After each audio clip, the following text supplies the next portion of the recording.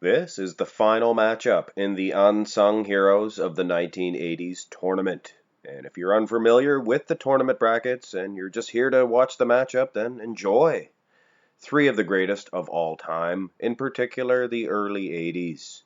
Danny Padilla, Bertil Fox, and Tom Platz.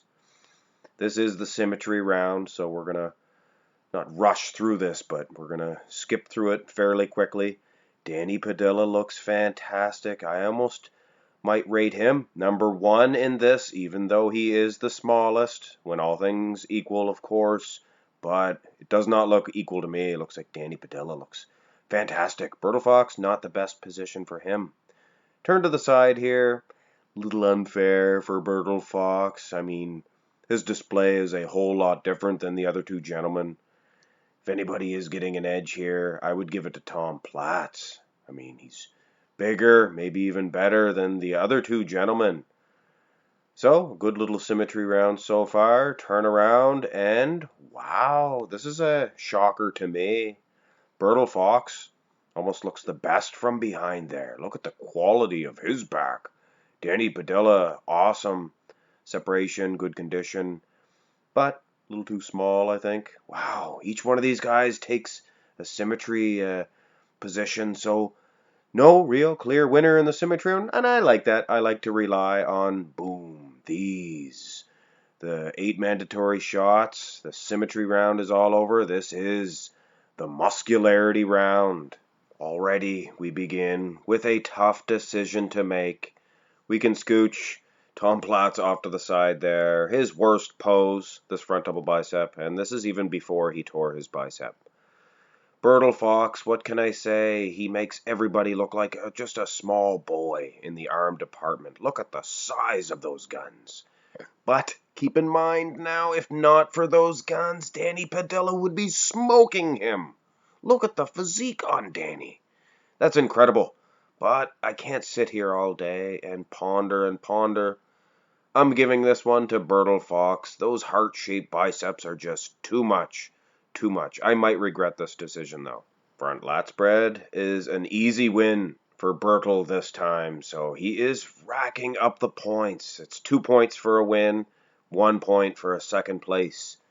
Now, this is a battle between Danny and Tom, and this would have been the battle in 1981 for the title. And this is a big match on its own, these two, so you get this match as well. I'm beating around the bush, guys.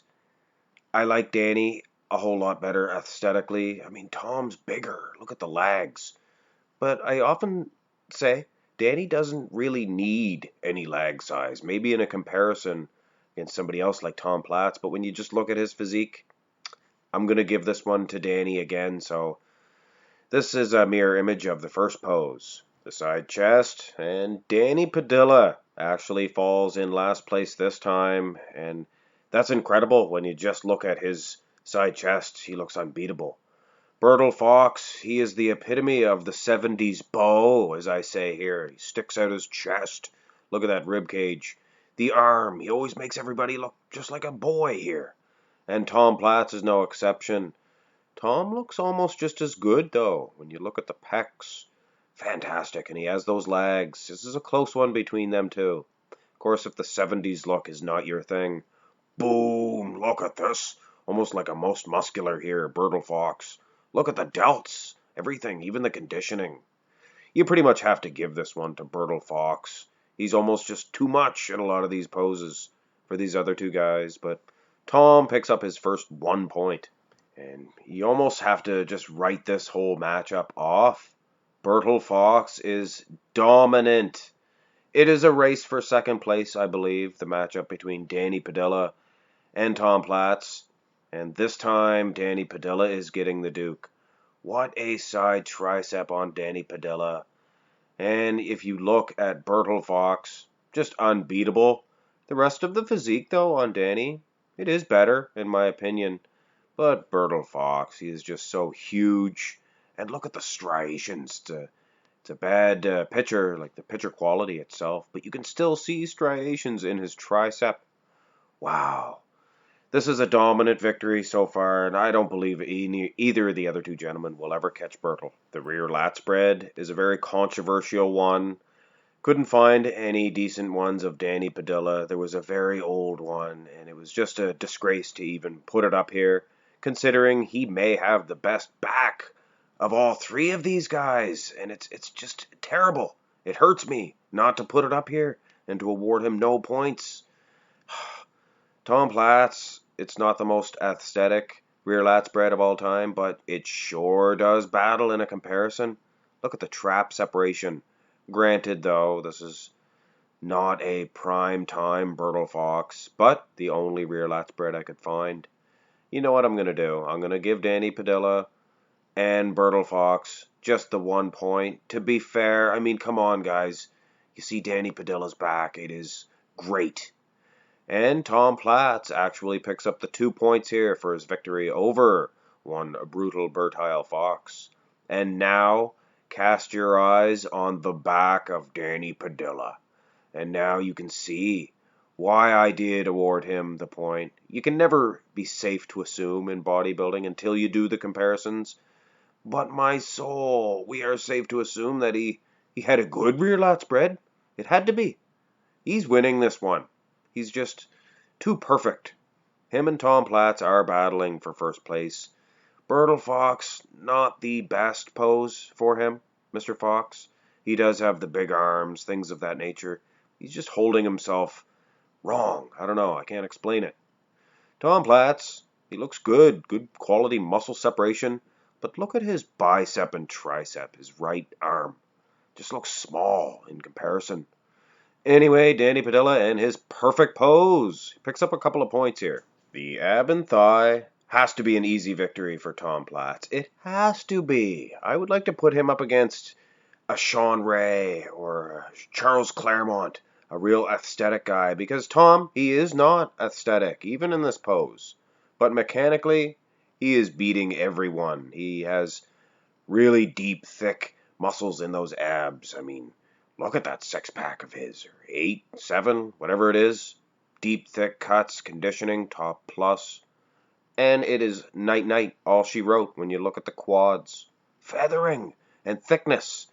Never since Kai Green has the world seen such striated, feathered quads. Maybe Jay Cutler, but Tom Platz probably even better. So it is a battle for second place.